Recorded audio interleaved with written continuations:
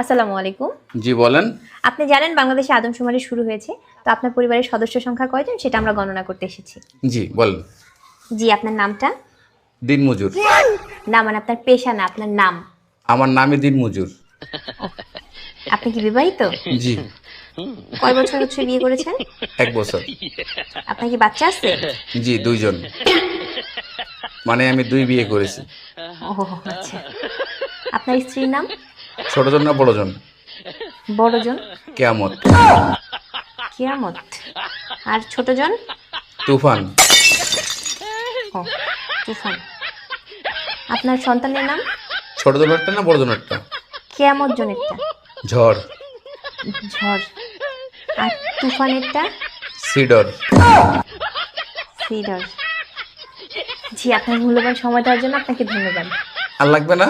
না না না, আর কিছু লাগবে না। আর কিছু লাগলে নিয়ে যান।